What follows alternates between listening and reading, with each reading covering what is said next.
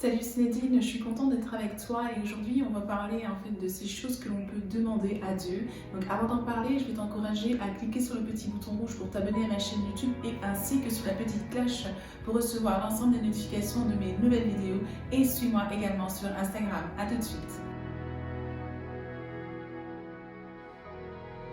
Alors aujourd'hui, on va se poser la question de qu'est-ce qu'on peut réellement demander à Dieu lorsque on va dans la présence de Dieu, lorsque l'on prie, lorsque l'on pense, lorsqu'on a une connexion avec Dieu, qu'est-ce qu'on peut lui demander? En fait, généralement, lorsqu'on s'approche de Dieu, lorsqu'on va dans sa présence, on va très souvent demander à Dieu de répondre à un de nos besoins. On va souvent lui demander, Seigneur, moi j'ai besoin d'avoir telle chose, que ce soit un besoin matériel ou que ce soit un besoin émotionnel.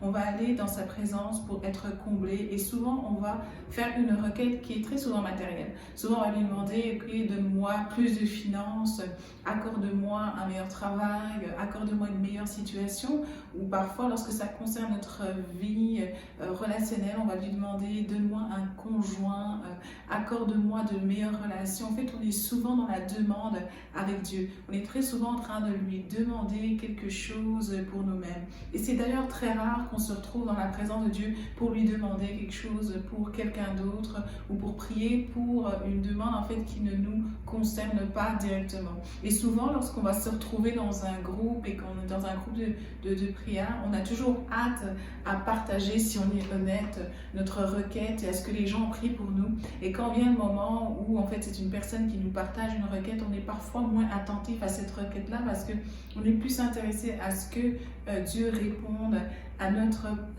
requête, à notre demande C'est vraiment ce qui nous intéresse lorsque l'on va dans la présence de Dieu.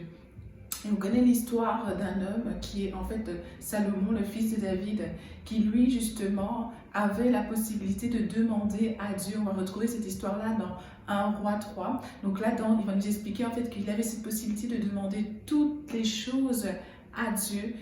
Il avait cet accès à Dieu. Dieu lui a demandé, lui a dit, ok, qu'est-ce que tu veux que je fasse?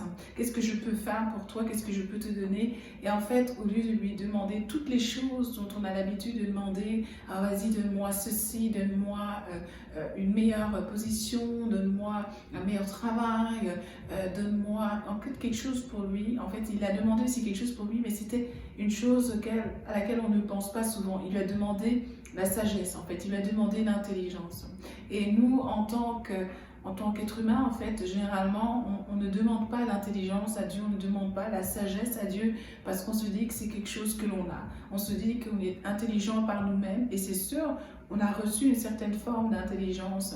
Mais la parole de Dieu, lorsqu'on la lit, on se rend compte que la sagesse humaine ne vaut pas la sagesse de Dieu. Et on va voir d'ailleurs dans Proverbe 8 tout ce qu'on nous dit par rapport à la sagesse. La sagesse nous permet de pouvoir réussir là où on n'aurait pas pu réussir sans elle. La sagesse nous permet justement de prendre des décisions qu'on n'aurait pas pu prendre sans elle. Alors la sagesse, c'est la sagesse de Dieu, c'est pas la sagesse humaine. Et on veut vraiment faire ce que Dieu nous demande de faire, on veut vraiment avoir cette sagesse-là. Et on se rend compte que dans l'histoire de Salomon, dans 1 Roi 3, Salomon, il a demandé cette intelligence, cette sagesse. Et bien sûr, Dieu lui a accordé, mais au-dessus, pas au-dessus de tout ça, mais il a ajouté à cette sagesse, il a dit, la sagesse que tu vas avoir, personne n'aura jamais cette sagesse-là. Il n'y aura personne qui aura cette sagesse-là, personne ne va égaler ta sagesse. Et à côté de ça, vu que c'est ce que tu m'as demandé, vu que ton cœur, c'était d'avoir une intelligence, non pas pour manipuler les gens ou faire la mauvaise chose, mais une intelligence, une sagesse pour faire la justice. Pour faire la justice. Et c'est ça qui est important On demande une intelligence, non pas une intelligence que mes hommes peuvent la vouloir pour démontrer qu'ils sont une forme de supériorité, mais une intelligence pour justement aider, permettre que le royaume de Dieu avance, permettre qu'il y ait une justice, la justice de Dieu qui puisse prendre place. Et lui, dans sa position de roi, il avait besoin de cette sagesse. Alors souvent, nous, on se contente de notre sagesse, alors que nous avons besoin de la sagesse de Dieu. Et la sagesse de Dieu va nous aider dans énormément de situations. Dans nos relations, ça va nous aider. Elle va également nous aider dans toutes les décisions qu'on va prendre dans la journée. En fait, on ne se rend même pas compte du nombre de décisions qu'on doit prendre pendant une journée. En fait, il y a un nombre innombrable de décisions qu'on prend, des petites et des grandes décisions. Et on se rend compte en fait que dans ces décisions-là, dans ces petites choses, on a tellement besoin de sagesse, on a tellement besoin de la sagesse de Dieu et on ne pourrait pas s'en passer. Alors je vais lire avec vous dans Proverbe 8, en fait, ce passage qui nous parle tellement de la sagesse qui est tellement nécessaire. Alors on regarde ensemble les bienfaits et activités de la sagesse.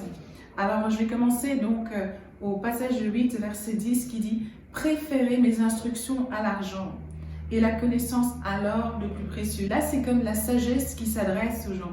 En effet, la sagesse vaut mieux que les perles. Elle a plus de valeur que tout ce que l'on pourrait désirer.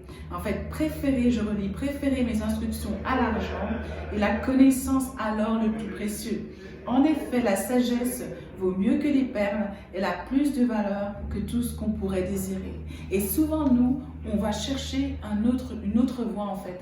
On demande à Dieu certaines choses, mais on n'a pas la sagesse, en fait, pour pouvoir les gérer. On n'a pas la sagesse pour pouvoir gérer ce que l'on demande à Dieu. Donc, premièrement, une des choses à faire, ce serait vraiment de demander à Dieu cette sagesse, premièrement, pour gérer ce qu'il nous accorde, pour gérer ce que nous demandons.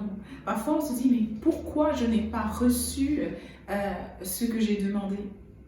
Et ce n'est pas toujours la réponse, mais parfois, c'est que nous n'avons pas la sagesse encore. Ça ne veut pas dire que ce n'est pas prévu par Dieu, mais c'est que nous n'avons pas encore la sagesse ni l'intelligence nécessaire pour pouvoir gérer, même dealer en fait ce que nous demandons. Il y a des gens qui se disent, moi j'aimerais ça être riche. Mais si tu avais été riche aujourd'hui sans intelligence, sans la sagesse nécessaire à la richesse que tu espères, peut-être que cette richesse t'aurait tué, peut-être que d'avoir tel emploi, peut-être que d'avoir accompli tel rêve sans la sagesse et l'intelligence qui vient de Dieu, ça t'aurait simplement mené à la destruction.